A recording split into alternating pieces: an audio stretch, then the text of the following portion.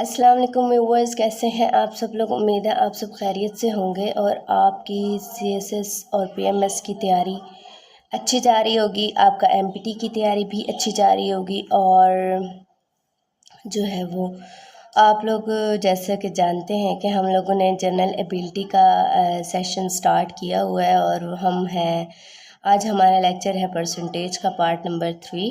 तो इसमें हम कुछ डिफरेंट टॉपिक्स पे डिफरेंट टाइप के क्वेश्चन डिस्कस करेंगे। स्टेटमेंट वाले क्वेश्चन डिस्कस करेंगे, जैसे कि 1 MCQ पेपर में भी ऐसे क्वेश्चन आ सकते हैं और रिटन एग्ज़ाम में जो जनरल एबिलिटी का पोर्शन है 40 मार्क्स का, उसमें भी ये इस तरह के ही क्वेश्चन आते हैं। तो बच्चे कंफ्यूज हो जाते हैं और उनसे क्वेश्चन सॉल्व नहीं होता।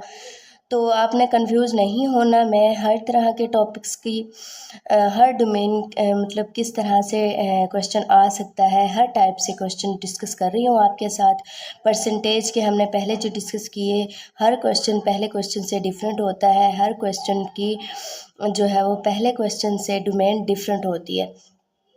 तो उम्मीद है आपको मेरी वीडियो पसंद आती होगी और समझ भी आती होगी। अगर आपको किसी भी चीज़ की समझ नहीं आती, आपको कहीं किसी चीज़ से प्रॉब्लम आ रहा है, तो आप मुझे कमेंट में बता सकते हैं कि यहाँ से आपकी जो है वो बात की समझ नहीं आई या यहाँ से आपका तरीका गलत है। एटलीस्ट कुछ बताया तो करें ना, ताकि मुझे भी पता चले कि मेरी कहाँ पे फॉल्ट आ रहा है, समझाने में मेरा मेथड अच्छा नहीं है, कुछ तो पता चलेगा। तो चलें स्टार्ट करते हैं हम अपना लेक्चर। तो आज का क्वेश्चन है हमारे पास, the income from a bus is 3,550 mean के 3,550 पर मंथ।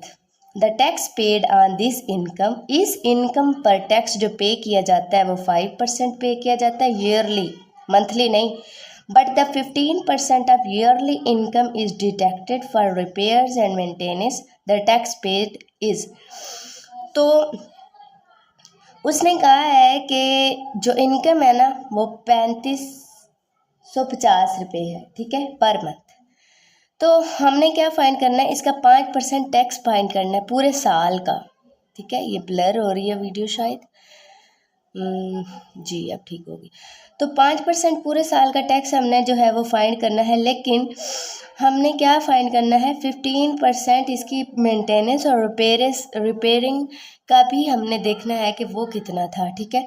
तो आपने टैक्स जो है वो इसी पर फाइंड नहीं कर लेना, इसको हमने आगे सॉल्व करना है। तो आपने गिवन डाटा लिख लेना है पहले, ठीक है, फिर सोल्यूशन लिखेंगे। तो हम चलते हैं डायरेक्ट सोल्यूशन की तरफ। हमारे पास टोटल इनकम कितनी है, 3550 पर मंथ, ठीक है। तो इसको हमने ईयरली कर लेना है क्योंकि टैक्स हमने पूरे साल का फाइंड करना है ना। तो साल का फाइंड करने के लिए इनकम भी हम साल की फाइंड करेंगे। तो इसको हम 12 से मल्टीप्लाई कर देंगे तो हमारे पास आ जाएगा 42,600, ठीक है, पर ईयर इनकम। ठीक हो गया। अब नेक्स्ट हमने चलना है टैक्स पेड बाय, कितना टैक्स दिया जाता है जी इस पर, 5%, ठीक है। टैक्स कितना दिया जाता है, 5%। तो टैक्स देख लेते हैं कितना बनेगा, 5। मैंने बताया था कि परसेंटेज हो तो उसको 100 कर देते हैं और टोटल रकम के साथ परसेंटेज फाइंड करनी हो तो क्या करते हैं, इसके साथ मल्टीप्लाई कर देते हैं, ठीक है।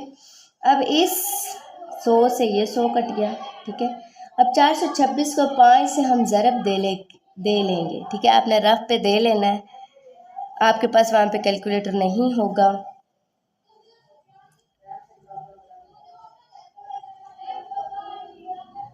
तो ये हमारे पास बचा 2130 रुपये।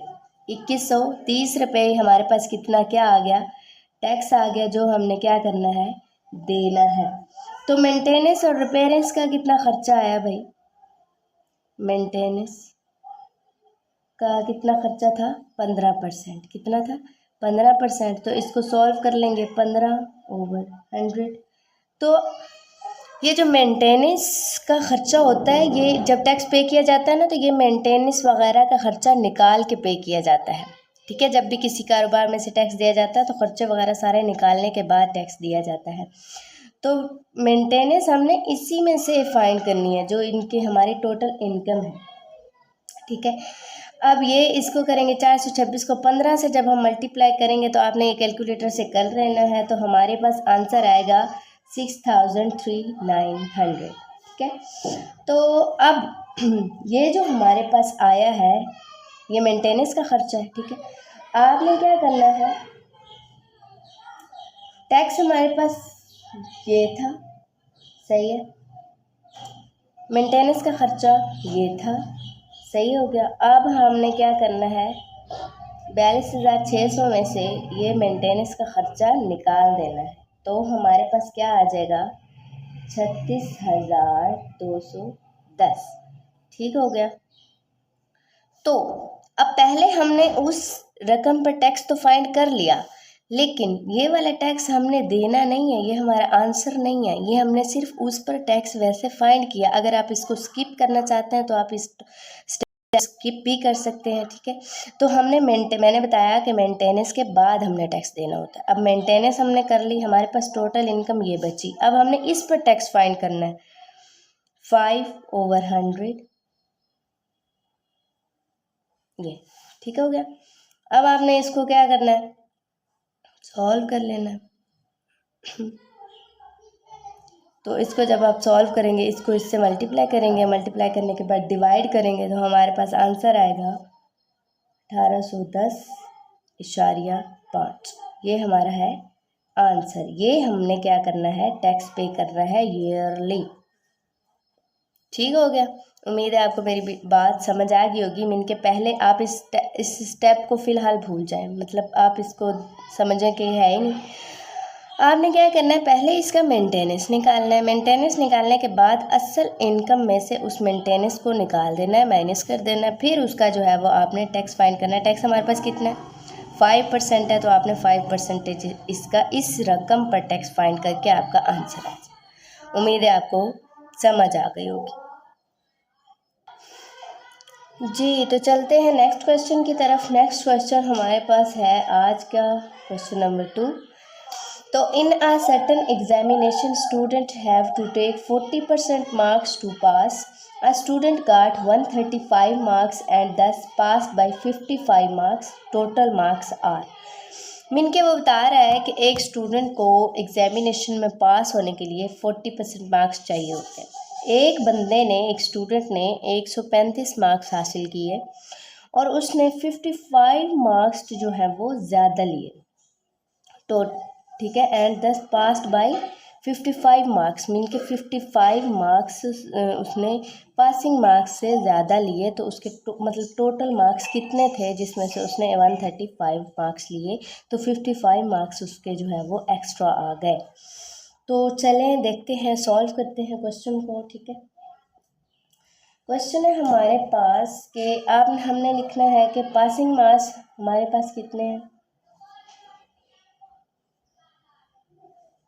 40%, ठीक है। स्टूडेंट ने कितने मार्क्स हासिल किए, 135 मार्क्स। पास्ड बाय मोर, कितने नंबर उसने ज़्यादा लिए, 55 नंबर उसने ज़्यादा लिए, ठीक है। अब पासिंग मार्क्स में से इस मार्क्स को हम क्या कर देंगे, माइनस कर देंगे। मीन के 135 उसने लिए तो 55 नंबर तो उसने ज़्यादा लिए ना, ठीक है, तो वो हम उसमें से माइनस कर देंगे। क्या कर देंगे, माइनस कर देंगे, तो हम पासिंग मार्क्स उसके देखेंगे,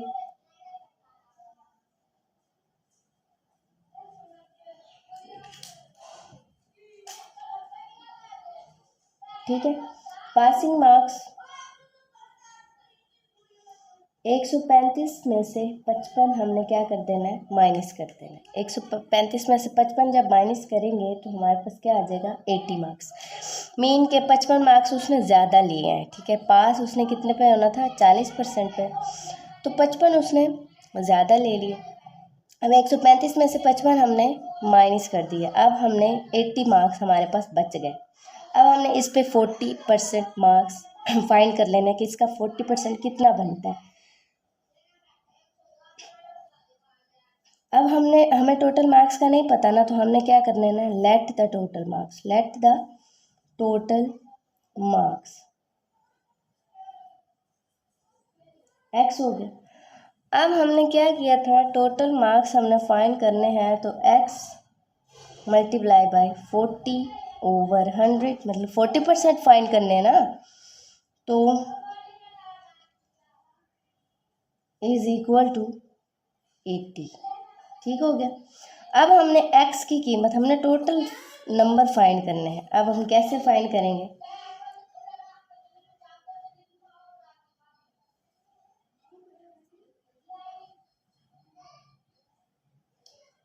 इस 0 से ये 0 कैंसिल हो गया, तो हम क्या करेंगे, ये 8 ये इधर डिवाइड हो रहा है, इधर आके मल्टीप्लाई हो जाएगा, और ये इधर मल्टीप्लाई हो रहा है, इधर आके डिवाइड हो जाएगा। ठीक है, तो अब हम इसको कैसे करेंगे, 2 2 ज़ा 4, 2 5 ज़ा 10। ठीक है, ये 80 है ना, 80, ये 80 था, सॉरी। अब इसको कैसे करेंगे, 2 4 ज़ा 8, 2 0 ज़ा 0, 2 40 ज़ा मतलब 80 हो गया। अब हमारे पास बचा क्या, 40 0 5।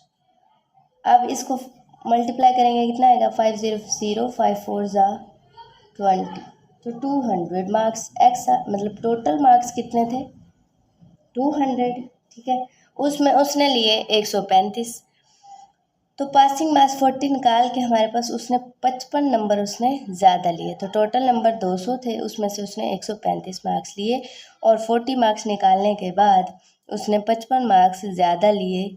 ठीक है, तो वो हमारे पास कितना आ गया, 135 आ गया। आप इसको सॉल्व भी कर सकते हैं, इसका मतलब आप इसको वेरीफाई भी कर सकते हैं। आ गई समझ। अब चलते हैं नेक्स्ट क्वेश्चन की तरफ। नेक्स्ट क्वेश्चन है हमारे पास, व्हाट इज 1.2% ऑफ 0.5%। तो मैंने बताया था कि व्हाट इज का मतलब क्या होता है, 1.2, ठीक है, परसेंट की जगह पे 100, ऑफ का मतलब मल्टीप्लाई 0.5।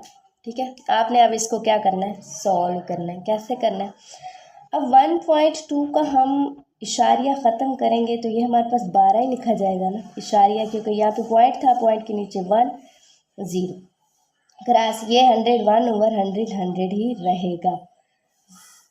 इधर अब इसका भी इशारिया ख़त्म करेंगे, तो क्या आ जाएगा, 5/10, ऐसे ही आ जाएगा। अब हमने क्या करना है, ये आ जाएगा हमारे पास 12/10 ज़रब 100 ज़रब 5/10। अब ये हम कैसे फाइंड करेंगे, 5 1 ज़ा 5, 5 2 ज़ा 10, ये ख़त्म हो गया। अब 2 1 ज़ा 2, 2 6 ज़ा 12। ठीक है,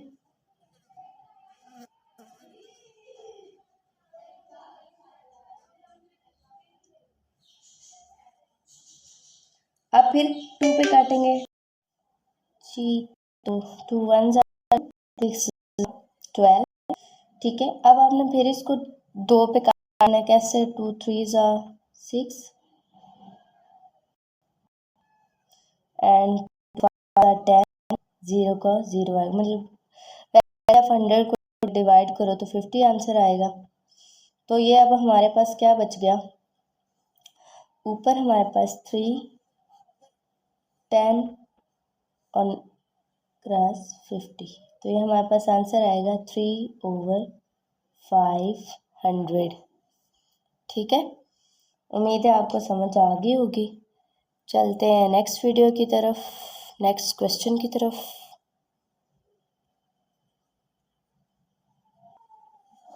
नेक्स्ट क्वेश्चन है हमारे पास, इन अ चैरिटी फंड 30% पीपल जो थे उन्होंने कंट्रीब्यूट किया 40 रुपीज़। ठीक है, मैं आपको हाईलाइट करके बता देती हूँ, उन्होंने कंट्रीब्यूट कितने किए, 40 रुपीज़ हर एक ने। उसके बाद 45% जो लोग थे उन्होंने कंट्रीब्यूट किए 20 रुपीज़।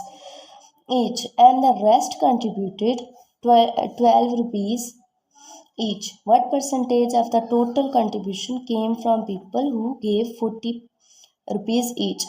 अब जिन्होंने 40 रुपीज़ दिए तो वो उनसे कितनी कंट्रीब्यूशंस आई।